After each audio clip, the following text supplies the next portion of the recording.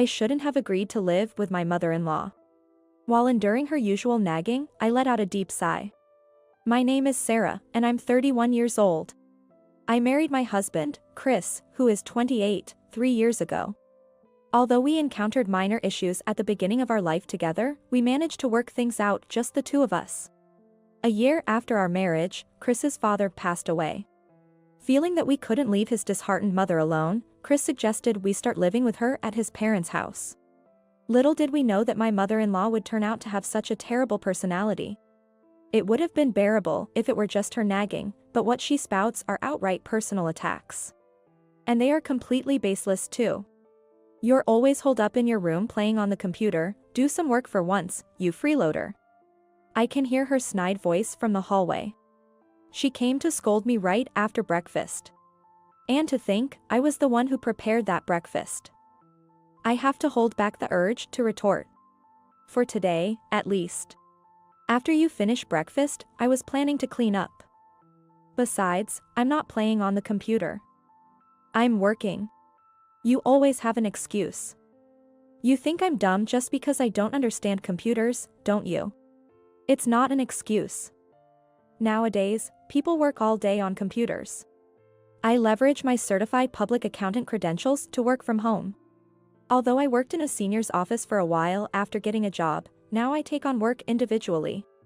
Since most of the work can be done at home on the computer, I'm dedicated to working from home to balance it with household chores. Even after explaining this to my mother-in-law, she dismissed it with a, "You're just doing piecework, aren't you?" It seems she believes my work can only be part-time or piecework at home. Is it because she can't keep up with modern times that she resorts to baseless sarcasm? Or perhaps because she just wants material for her harassment on me? Probably both. Anyway, I intend to work actively all my life, and it's clear we just don't see eye to eye. Despite my mother-in-law's prejudice, I've managed to balance my work and household duties. I wake up early in the morning to prepare breakfast and lunch for 3.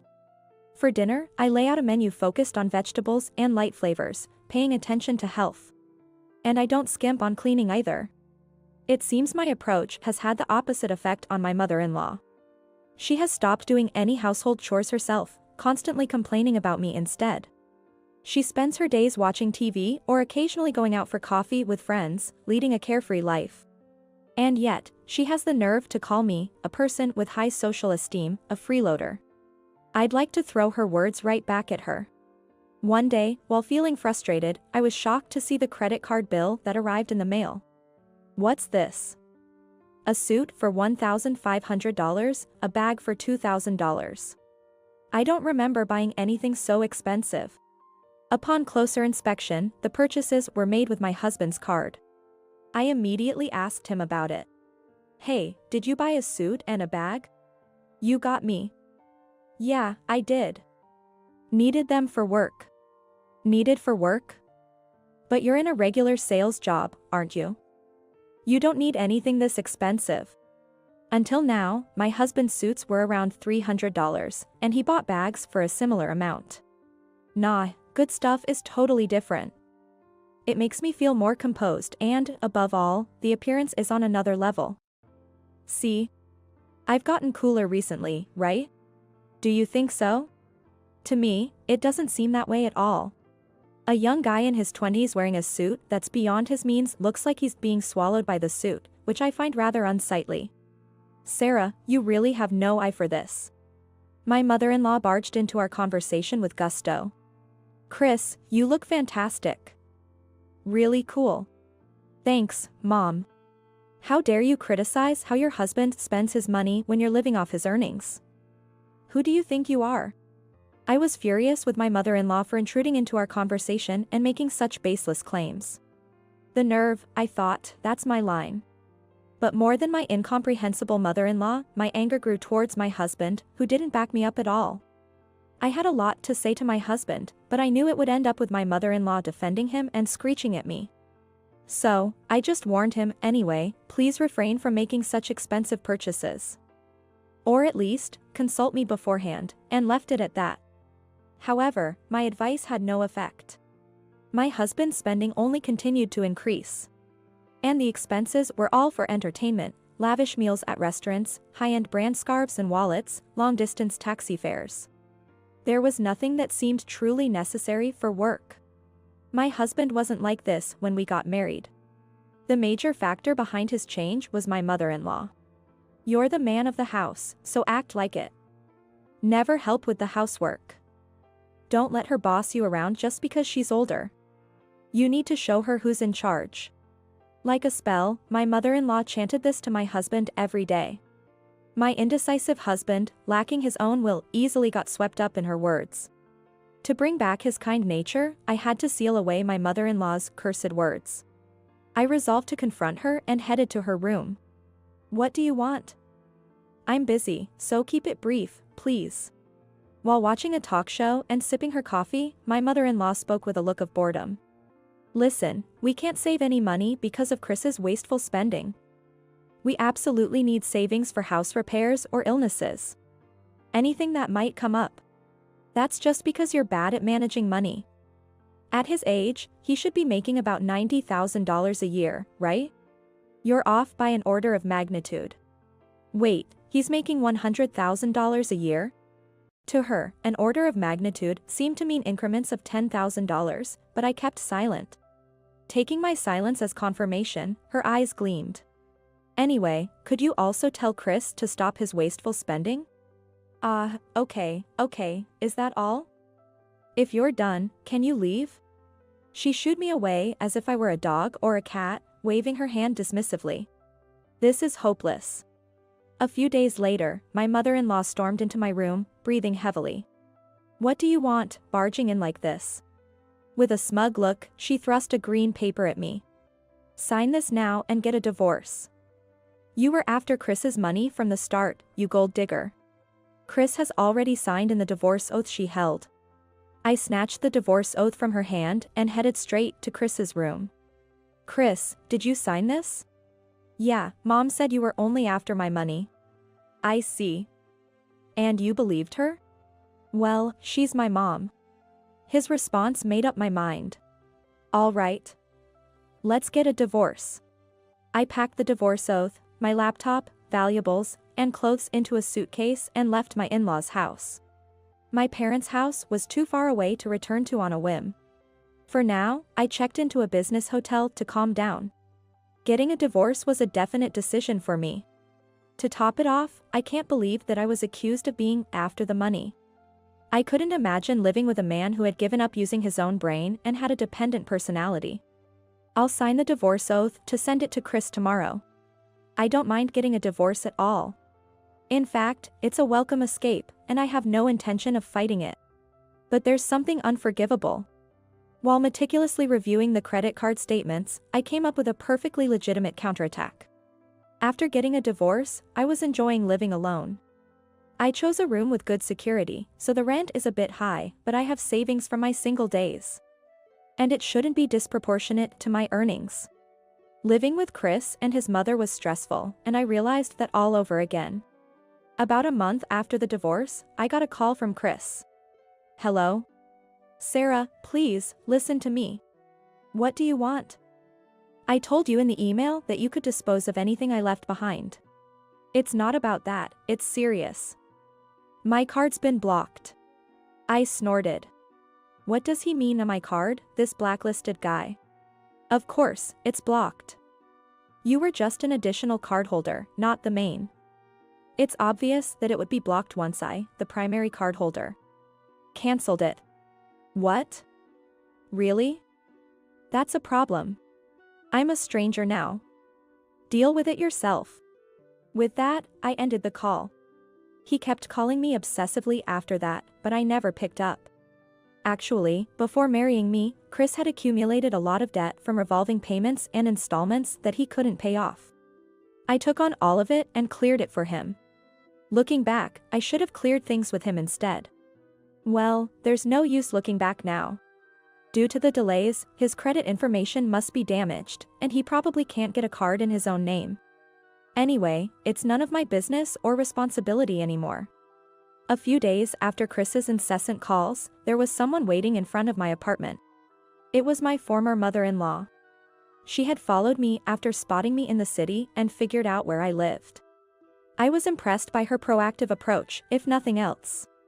She clung to me, saying that she wanted to talk, and started making a scene, so I reluctantly moved to a nearby family restaurant with her. "What do you want now?" Sarah, this." In her hand there was my passbook. It was filled out on every page, a completed carryover. Not that I needed it anymore. "This salary, could it be, Sarah?" "Yes. That's the salary I earned from working at home." "You treated it like piecework, but I'm a professional." She didn't respond. Her hands trembled as she clutched my passbook. To think the one earning $100,000 a year wasn't Chris. That good-for-nothing could never earn that much. "You were too naive about the world." I said it clearly. My former mother-in-law's delusional mind had convinced her that it was her son, not me, who was earning $100,000 a year. Chris's earnings were about a tenth of mine just before our divorce. Chris was in a sales position with a low base salary but high commissions. The salary system was based on sales performance, but that carefree man was content just to receive his base salary. He was relying on my income for our livelihood. No, he probably didn't even have the strategy to rely on me. It seems my former mother-in-law has finally faced that reality. "Sarah, it's not too late to fix things with Chris." "It's too late," I replied with a sharp interjection. How amusing it was. Even when I interrupted her, my former mother-in-law didn't give up and continued in a cajoling tone. "It's a waste to split up after you fell in love and got married." "It's not a waste. It's much more wasteful for you two to squander the money I earned." "What? That's terrible. How can you say that? Why don't you stop relying on other people's money and work? Then, you won't be a freeloader." Is that all you wanted to say? "To abandon an elderly person in need, you monster." Ignoring my former mother-in-law's howls, I confidently left the diner. I felt relieved from the stress of living together. After witnessing my former mother-in-law's tantrum, it was time to deliver the final blow to Chris. I decided to execute the final part of my plan. Friday night. I waited in front of a building in the entertainment district. It housed several dubious shops, including a nightclub Chris frequented. Just after 9 p.m., Chris appeared. He was arm in arm with a flashy woman who seemed to be a stripper there. "Sarah. Why are you here?" "As usual, you're clueless." "I'm here because my card is being used to pay for this place." The payment details listed this club's name several times. And it was always used on Fridays. Knowing the club's name, it was easy to find the address. "Chris, who is this woman?" The woman clinging to Chris looked to be in her early 20s. She was wearing a miniskirt that almost revealed her underwear and a blouse with a deep neckline. "Pleased to meet you. I'm Chris's ex-wife, so basically a stranger to him." "Hey, Sarah. I came here today because I have something to tell you." "Chris. Please return the money I paid off for your debts before our marriage and the money you wasted during our marriage. I'll be sending a legal notice through a lawyer soon, so please respond to it.